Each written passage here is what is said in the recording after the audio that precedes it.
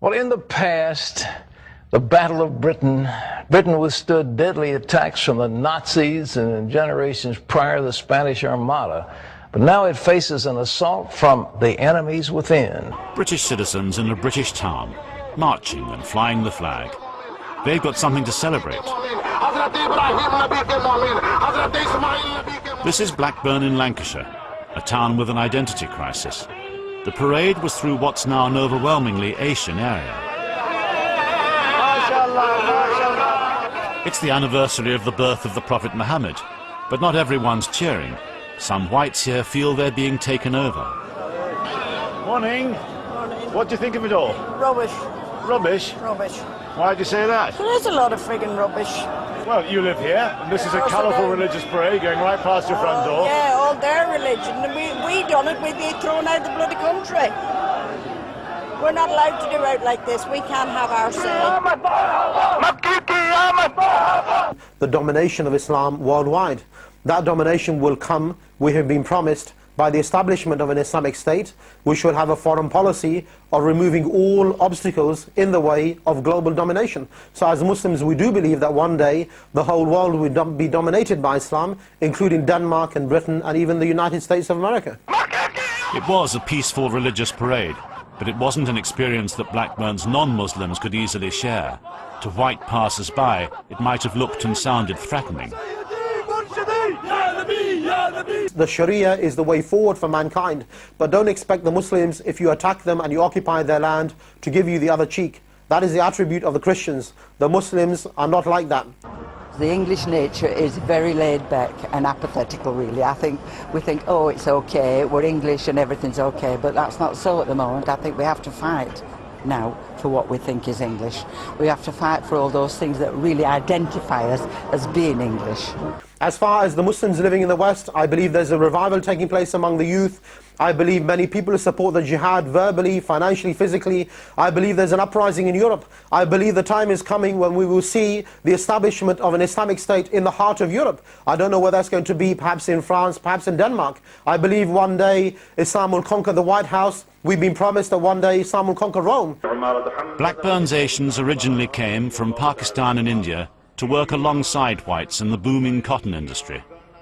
But as those jobs vanished, many retreated back into their own community and their own identity, especially their Muslim faith. I think Al-Qaeda post 9/11 have become much more than an organization. They are a phenomenon which is loved by the majority of practicing Muslims right across the globe. But everybody knows that in certain parts of town it's predominantly white, and that's that. Yes. And in other parts of town it's predominantly Asian, and that's that. Yes. The separation between the Muslim Asians and the whites is stark in Blackburn, but it's not unique. It graphically reveals a problem facing the whole of the UK. People are desperate to come to Europe, desperate to come here. In the end, what do you do? Do you have machine gun posts in the White Cliffs of Dover? Do you surround the island by barbed wire? What do you do? I think we need a national debate. What do we do about it? If we're going to allow them to come for a start, I'd say, well, let's start sticking them in Hampstead, in the places where the liberal elite live, instead of poor places like Barking and Barnsley and Manchester, and see how you people like it. Breaking news we're getting from the PA Newswire that there have been reports of an explosion outside Liverpool Street Station. What type of response do you think the Muslims in those countries will give you? Do you think they will say, that's no problem at all, come and kill us, come and occupy our land, or do you think they will retaliate? And when they do retaliate, for example, on the London Underground, or in Spain or other countries, then really, or in Copenhagen. I think we need to have, or indeed in Copenhagen, I think we need to have a more panoramic view. There are 500 racially motivated crimes a year in Blackburn. 2/3 are white on Asian. The numbers are increasing, and they can be triggered by events happening outside the town altogether, including terrorism. All I could see was the top of a bus completely destroyed. Just standing outside King's Cross station at the moment, and there are a number of commuters walking out of the station covered in soot. When I was at school, I had a lot of Asian friends. The older we've got, the more we've grown apart and the more distant we've become, and now we don't even speak. Do you ever go out with white Blackburnians on a Saturday night? Can't say I do, no. Yeah. Have you ever been into the house of a Muslim nation in Blackburn? Not at all. Has any Muslim nation, as far as you know, ever been into your house? Personally? No. It's either town centre or the hospitals. That's where majority of places where we share on that map. So they use the same shops, go to the same checkouts, go to the same doctors, go to the same hospitals. Yeah. Anything else? That's it. It is one town, but it's divided. It's made into two towns. To many whites in Blackburn and elsewhere, the increasing numbers of young Muslim women who are now wearing the full veil is proof that they want to be separate. It was Blackburn's MP, a senior member of the government, who caused a storm when he commented publicly on the veil last year. I described it, and I was right to do it, as a symbol of separation. I think Mr. Stroll were quite wrong to say that Muslim women should remove the veil. It sort of distances us again from the community. Whatever the women who wear it intend, the veil has now become a symbol of difference for both sides. Did you consider what will other people in Blackburn, in the community, think of this? Not really, because my religion is it teaches me and all the rest of the Muslims out there that we only live for the hereafter. Earlier this week we brought you the story of the London school paid for by the Saudis named after King Fahd, where some of the books contain clearly offensive remarks about Christians and Jews. These books, as you know, contain references to Jews as monkeys and Christians as pigs.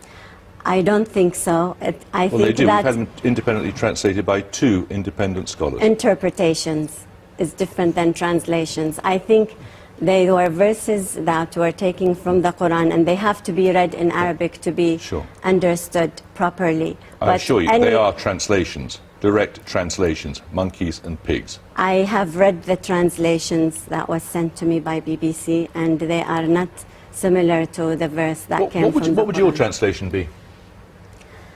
Actually, the verse was taken out of context, and the verse refers to a story. But if your children are being taught that Christians are pigs and Jews are monkeys, it rather makes a nonsense of it, doesn't it? I deny that, and I monitor what is taught in the classroom. Every class?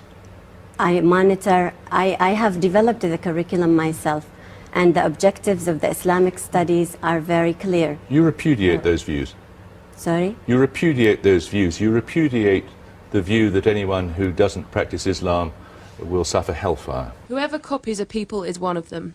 It is regrettable that the ignorant among our people follow the way of the Jews and the Christians, such as worshipping the false god of temptation, preferring the people of falsehood to the people of truth, celebrating their holidays, like Valentine's Day and the Christian New Year, copying their clothes, haircuts and hairstyles, talking in their language when it isn't necessary, and other things similar to this.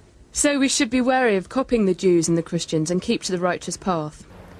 I'm asking you, you were given a direct quotation from one of these books earlier, in which it was asserted that those who do not follow Islam will perish in hellfire. And you're now saying that you promote tolerance and respect for all religions. Of course. It was the day suicide bombers first struck on British soil. 52 innocent people lost their lives. 1,000 were injured. 3 years on, Wahid Ali, Mohammed Shakil and Sadir Salim were the only men to stand accused of plotting to bring carnage to the capital. What chances do you think there'd be of any of your children of marriageable age ending up marrying a Muslim nation? Absolutely none. The Muslim Asian community is expanding fast. They now make up 2% of the UK population. As Muslim Asians arrive in significant numbers, they change the area that they've chosen. We've got very good neighbours. We get on great together, you know. But they won't try, some of them. They don't speak English. They tend to speak Urdu or whatever it is they speak, which is a bit uncomfortable. They won't integrate. That's really what I'm trying to say. We should work more together and keep the place as it is, English. We've got our heritage as well, you know, which is, put it bluntly, a pub. We're like a pub to be handy, and you can go and have a drink, especially a nice day like today. We're slowly getting swallowed up, and we're losing our identity. As Asians move into white areas, the whites are moving out. My daughter was offered a place at the local school. We felt that it was an inappropriate setting for her. She would have been in a class mainly with largely children from Asian backgrounds, for a large number of whom English would be the second language. So you sent her to a school outside Blackburn? Yeah, well, we felt it was more appropriate educational setting for her. And now you're going too. The phenomenon of people like you moving out is described as, putting it bluntly, white flight. Mm-hmm. The Muslims targeted Britain. They literally wanted to take Britain over. And if the Brits just hold steady and let it happen, then they're going to, these small minorities are going to succeed. So as Muslims, we do believe that one day the whole world will be dominated by Islam, including Denmark and Britain and even the United States of America.